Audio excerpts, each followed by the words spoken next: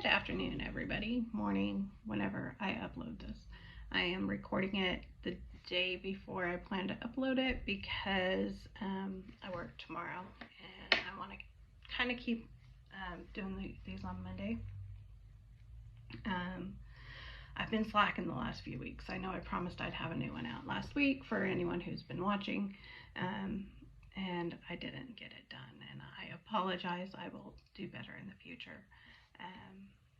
Anyone who's following, most importantly, I need to do it for myself because this is a commitment I've made to myself. And this chapter addresses a little bit of the things that we do to ourselves or the self-talk that we may have that may affect how we do things. So today I'm talking about the book Daring Greatly by Brene Brown. Chapter 3, Understanding and Combating Shame, aka Gremlin Ninja Warrior Training, aka Gremlin Ninja Warrior Training. Sorry, I'm struggling today. I'm not reviewing the book. I am going through it chapter by chapter and talking about how I experience it and what I learn. I'm not sponsored by Brene Brown or her publishing company in any way. This is just something I'm choosing to do. I'm doing it largely for myself, but I want to put it out for anyone else who may want to follow along or just listen to me talk. I am reading from a script, so you'll see me looking down just because I have not memorized that. I feel like there's something on my lip. Anyway, so let's get started with a quote. Quote, "Shame derives its power from being unspeakable. That's why it loves perfectionists. It's so easy to keep shame. Let's try that again. I'm going to start from the beginning. Quote, "Shame derives its power from being unspeakable. That's why it loves perfectionists. It's so easy to keep us quiet. If we cultivate enough awareness about shame to name it and speak to it, we've basically cut it off at the knees. Shame hates having words wrapped around it. If we speak shame, it begins to wither. Just the way exposure to light was deadly to the gremlins, language and story bring light to shame and destroy it." End quote. So damn, this is going to be another tough subject. One of my dog's hairs. Just from that, I understand that I cannot let shame control me or my actions. Another quote from the book is, quote, "Vulnerability and shame in one book. Are you trying to kill us or Defense Against the Dark Arts?" End quote. I love that. Not just because I'm a huge Harry Potter fan. I can't even tell you how many times I've read the books, listened to the books, watched the movies. Now it's just kind of my go-to when I'm between books and I don't have anything to listen to. Harry Potter is just what I put on. I don't watch a lot of TV anymore since I've found that I can have people read books to me all day long. That's what I do basically. And Harry Potter's my go-to. So Defense Against the Dark Arts, referring to anything as that just cracks me up.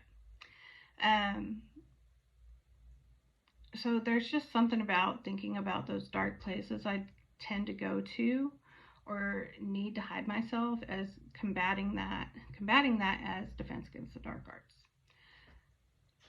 I can speak to that so much.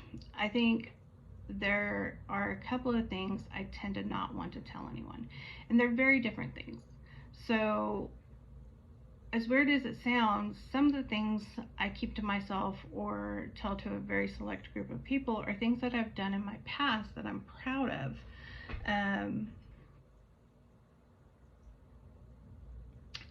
I spoke a little about it last time. I have seen so many people judge people as lying or embellishing the truth when the things that they have done are more than what they would expect, or things that they have done themselves. You know, when you hear people say, "I've met this person" or "I've done this person in my life," so many people are like, "Oh, there's no way." They walk away and, "Oh no, there's no way they've done that. They haven't done that."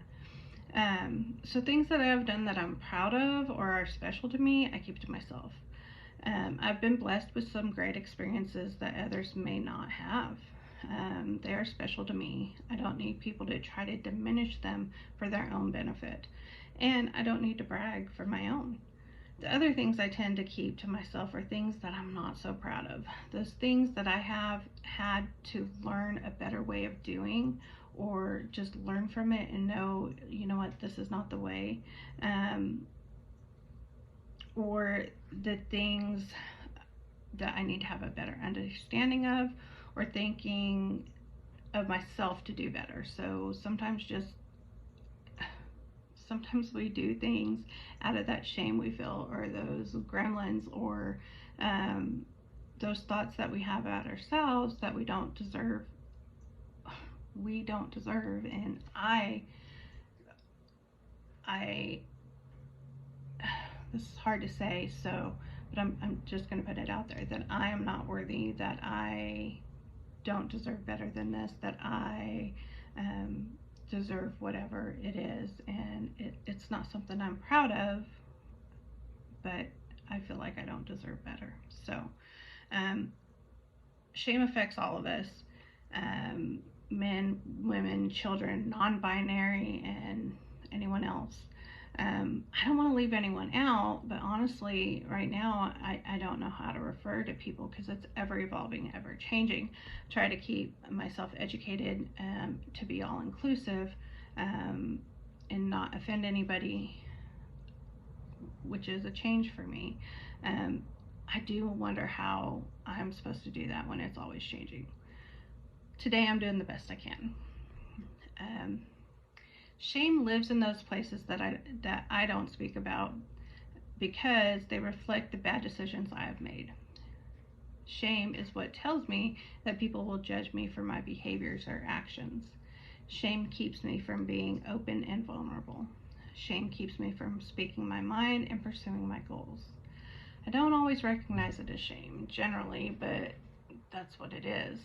I never really knew how much my shame kept me from doing the things I wanted to do. I once went to a seminar that I'll tell you about one of these days to help me get out of a deep darkness I was in, grow as a person, and just try something because what I was doing was not working. When I first at the seminar, I was given a song to learn. It was something that the staff there felt would resound with me and just fit me. When I first listened to this song, I was disappointed. A lot of the songs were very modern, very upbeat, very fun. That's not how I felt. I felt like it was just slow going and not really my taste in music, even though my taste is somewhat eclectic. But it wasn't about the music, it was about the lyrics. The song, If I Were Brave, by Janice Stanfield, I hope I'm pronouncing that one right, reminded me that I need bravery to do the things I want to do. I hold myself back because of fear. A lot of that fear is rooted in shame. If I speak up, I will be shamed. The audacity I would have if I tried this or that. I mean, people are so judgmental, and shame holds us back from doing things, and fear. We have all experienced shame. It comes in many different forms. I know I have been shamed. What's worse, I've done the shaming, not realizing how damaging it can be and not having the attention of shaming. Have y'all ever had something that's just so shaming that you are totally embarrassed by it, but it also makes you realize a problem you may have? So like somebody says something or does something that shames you, but it clicks in your head that this is a problem. You may have a problem with this. So I have one that sticks out so vividly in my mind. I have many, but this one stands out. In one of my past work lives, I worked at a place where shame was definitely a management style. My manager asked me a question. I didn't really know the answer or had to think about it for a minute. I immediately reached for some crackers that were nearby. My manager started laughing at me and said, "See, she goes right for putting food in her mouth." I was so ashamed that I didn't know the answer, and that in that moment of stress, I reached for food. That this person knew this about me, and I didn't. At that moment, I realized I really was a stress eater. It was something I had thought about vaguely. You know, you joke about it or talk about it, I'm a stress eater and whatever, but you don't really focus on it. But that was the moment it sunk in. The shame I felt was crazy. Food addiction is tough. When you're overweight and that's your weakness, you know you were judged every time you put food in your mouth. That's shame. I wish I had known long ago how damaging shame could be. I know I shamed my kids. It was how I knew how to parent. I didn't do it to hurt them. I thought I was teaching them. I've used it when I was in a management position as well. I think that in my generation and the generations before us, it was what we knew and didn't know it could be damaging. We just knew shaming. In that interaction with my manager, I wasn't mad at them. I'm still not. I know that that was what they knew. Was he being malicious? I can say with confidence, yes he was. So there was a time in EMS, there was a time in EMS, and I know other first responder agencies, that was how things were done. It still is in some places, not as overt as it was back then. It's much more covert shaming at this day and age, but it still happens. It is still something I find myself doing. I'm not in management, and with my experiences, I will likely never be again because it was horrible, especially those middle management positions. They're horrible spots to be in. So Godspeed to anyone who's there. Sometimes those old habits sneak up and bite me in the rear end. Sometimes those old habits of shaming, or sometimes I get in a stressful position or something that's stressful to me, and it's just my go-to. I just say something that's shaming, and it's not my intention. That is not what I mean to do, but it happens. Do you know who I shame the most? Me. I shame myself the most. I shame myself all the time. I'm working towards shame resilience or defense against the dark arts. This vlog is a practice in shame resilience. Putting this out there is something I tell myself I shouldn't be doing, that no one wants to watch it, that nobody wants to see my face, that my friends and family won't be supportive. I'm doing it anyway. My self-worth should not be tied to what others think. Self-worth is powerful but hard. I'm going to share a quote from the book. Quote, "A sense of worthiness inspires us to be vulnerable, share openly, and persevere. Shame keeps us small, resentful, and afraid." In shame-prone cultures where parents, leaders, and administrators consciously or unconsciously encourage people to connect their self-worth to what they produce, I see disengagement, blame, gossip, stagnation, favoritism, and a total dearth of creativity and innovation. End quote. Take some time to think about that in the environment you're in, your workplaces, your home, whatever it is. Take some time to think about it. So Brene Brown refers to the gremlins basically as our shame tapes. Those little voices in our heads that tell us we can't, and a million other things that keep us small, keep us from going for bigger things, from doing better. A chapter or two ago, I spoke about the question of I'm not blank enough. Shame drives those thoughts of I'm not good enough, I'm not skinny enough, I'm not pretty enough, I'm not whatever enough. So as difficult as shame is to talk about, it's something that needs to be talked about so we don't give it power. Brene Brown says that the first 3 things you need to know about shame are, quote, 1, we all have it. Shame is universal and one of the most primitive human emotions that we experience. The only people who don't experience shame lack the capacity for empathy and human connection. Here's your choice. Fess up to experiencing shame or admit that you're a sociopath. Quick note, this is the only time that shame seems like a good option. 2, we're all afraid to talk about shame. And 3, the less we talk about shame, the more control it has over our lives. End quote. I look at this and think that as much as I have, like most people, wanted to have a connection with people, in many cases, shame has kept me from making connections. The thoughts that those damn little gremlins, I'm not good enough, I don't fit in, I will always be a misfit. Well, damn it, where's my island of misfit toys? Because those are my people. Other things that keep me from fitting in is that I'm bothering them. My grandmother, I feel like that was something she instilled in me, to not call people or go to the house or whatever because I was bothering them. And I think it kind of still sticks and resounds with me. And that's something, honestly, it's not on my notes. I just was thinking of. That is something I don't reach out a whole lot because I don't want to bother their family time. I don't want to interfere with their lives. Of the 12 shame categories that are listed in the book, I'm about 12 for 12 of the things I have felt shame about in my 46 years of life. Shame is painful. You have emotional pain, and you can have physical pain.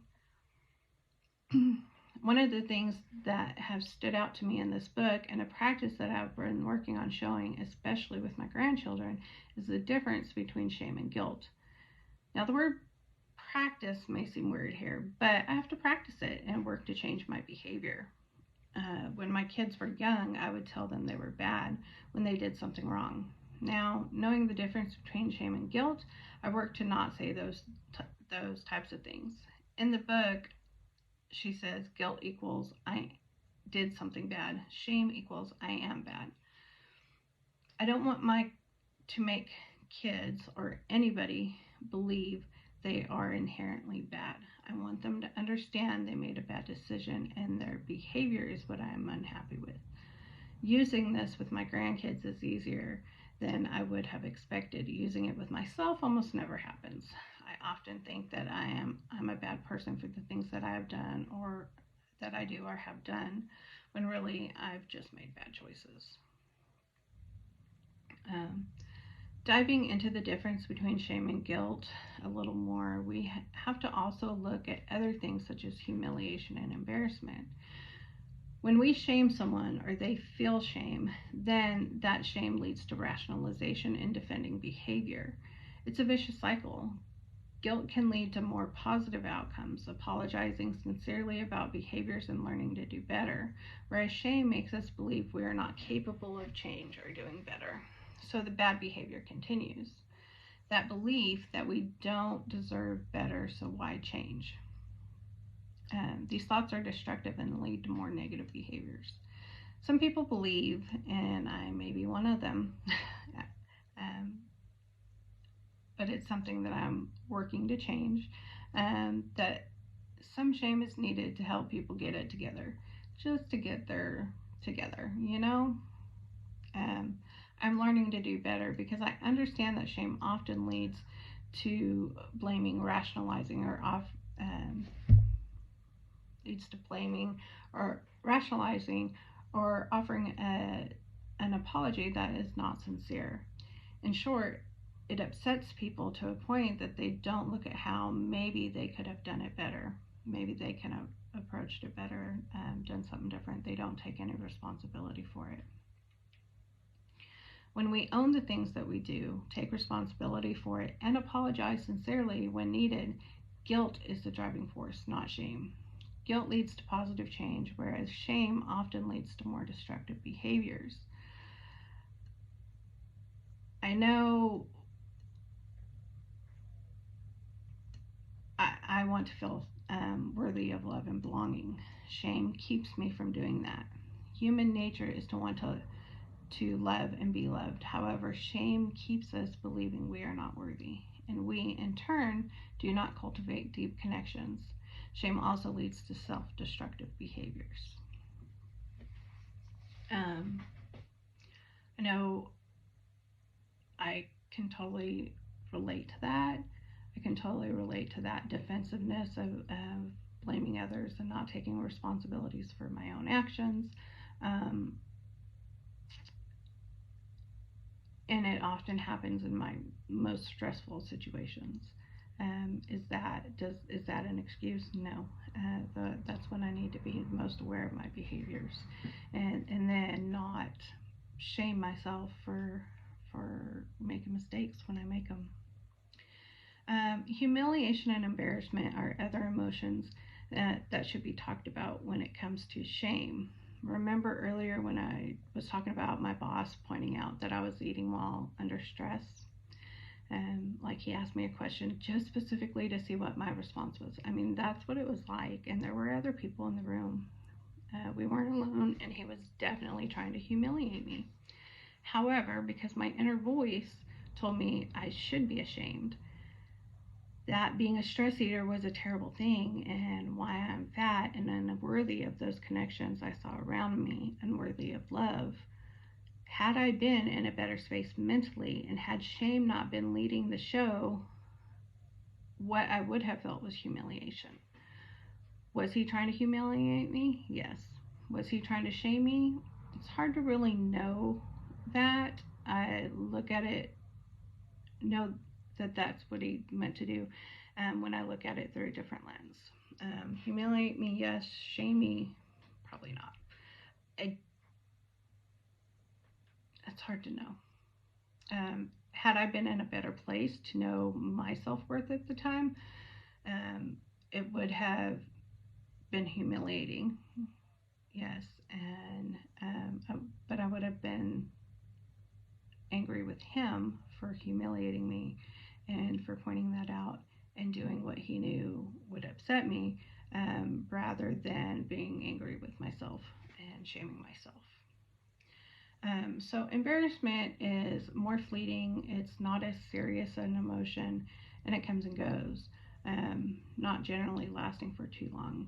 So embarrassment are those little things, like for me, I'm kind of clumsy, so dropping stuff or saying something I shouldn't because, my filter is broken most of the time. Those kinds of things. But embarrassment is not quite as serious, so we're not really going to talk about that a whole lot. So as I talked about at the beginning, this chapter is long. There's a lot to delve into. I'm trying to keep these not short, not like TikTok short, but I don't want it leading on forever. It's not going to help a whole lot. And honestly, since I am struggling with it, for me it's a little easier to break it up and really look at that and have those realizations that maybe I may not have if I just rush through it. There's a lot to unwrap, and what I've decided to do is break it up to probably 3 or 4 videos. I want to give it the attention it deserves. While I've listened to this and read it many times, I really want to focus on it this time. That's why I'm doing this. Let's unlock those hard things that hold us back. In order to do that, I think we need to give it more time. But I don't want to do it all at once. I don't want to be here for an hour, or longer in one go. We'll break it up to a few. So next time we'll start off in still chapter 3. The subsection will be, I get it, shame is bad, so what do we do about it? So we'll delve into those. What do we do to change ourselves and not completely, but learn and grow and not let shame run our lives. So I will see you next week. Next Monday, I'll have it back up and uploaded, and we'll see you then. Have a great week.